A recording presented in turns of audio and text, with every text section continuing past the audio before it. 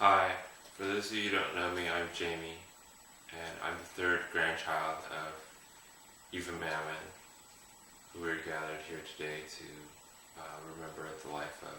And I'm coming to you today from Cambridge, Massachusetts, and representing my family of obviously myself, my wife Christine, my daughter Lucia, and my son Xavier.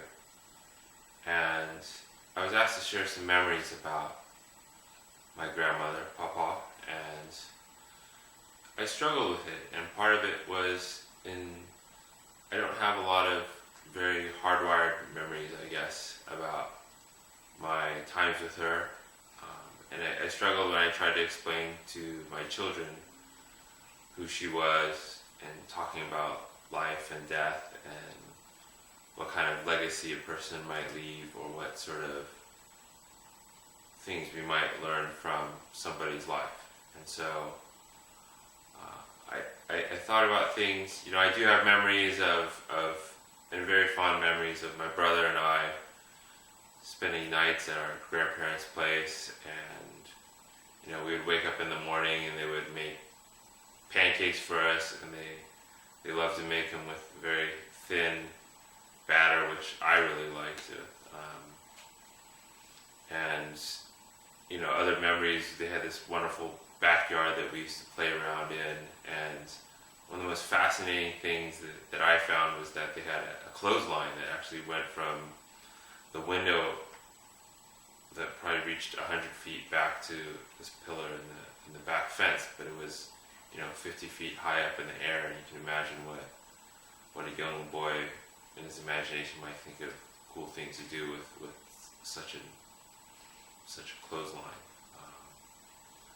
Also, yeah, they had a pool table, and my brother and I used to go and play pool at a young age, which she was reluctant to let us do, but she would come down and actually play with us. We just tried to pocket balls, but it wasn't, I don't think she cared about playing pool or with her as a favorite sport or anything, but she liked to just come and play with us, which was nice. But in thinking about her life and what she did and who she was, it was also challenging because she's a very soft-spoken person. She was also not someone who likes to instruct people or try to intentionally pass along wisdom to people. But I did come up with a couple of things that I think she embodied, and she really lived out by example that I personally struggle with and hope that I could maybe acquire a little more of to carry on her legacy.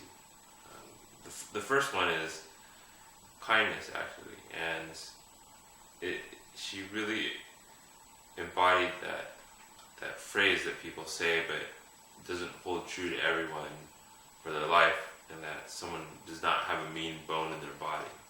I really truly believe that my papa had no mean bones in her body.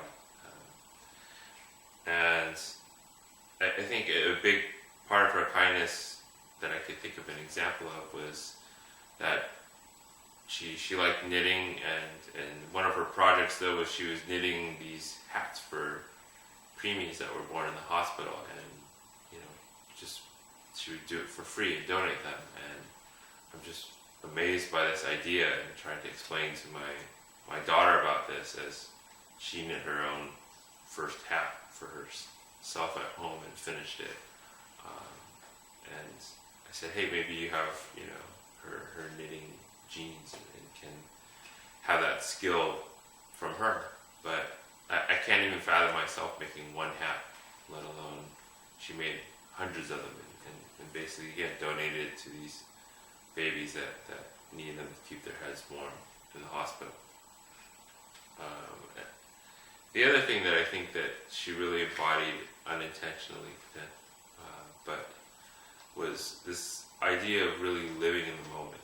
And I say that because my grandmother she wasn't very materialistic. She wasn't interested in traveling the world or accomplishing great things.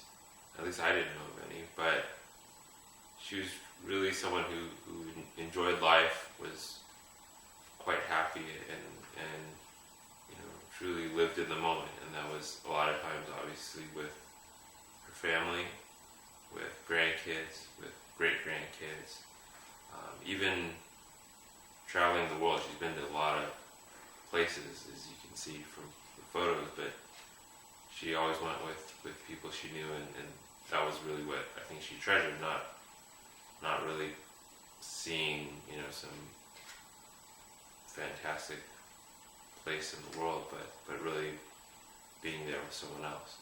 And so, myself, yeah, I have a challenge. I take it up as a challenge in her legacy to try to not worry as much about life, where we've come from, where we're going, but really try to treasure the moment and live in the moment. And some of that, I see now in terms of legacy in my own children, and it's a little bit ironic, or maybe not, but when my family makes sort of the yearly trek to California, and we spend some days with my parents, there's one activity that in recent times has sort of jostled some of my memories, and thinking about my own life with my own grandmother. And funnily enough, it's when my mom went and read a bedtime story to my kids. So she picked up this book that I recognize, and it's called The Tawny Scrawny Lion. And it's kind of a funny story, and I didn't remember all of it, but I definitely recognize the cover, the little golden binding that it had, and it was a book that my papa would read to me and probably my brother after dinner time or at bedtime. We would pick it out of the pile of books that she had. And so it's kind of amazing to see, that obviously the book is not some classic Grimm fairy tale or something like that, but maybe it's an interesting sort of book that we can pass along and read to our own kids and grandkids and have that shared element. But in the end, of course, it's not about the book, it's about the time, it's about the interest of an elder reading a story to a youngster and helping them understand things about interactions and about the world. And so, anyway, those are the things that I hold dear and treasure and remember about my papa. And obviously we have many pictures and many times, and sure, it's sad that we won't be able to see her on our next yearly visit to California, but she lived a great life, and a very long one, and I'm very thankful for it, and how she's impacted me and even my kids.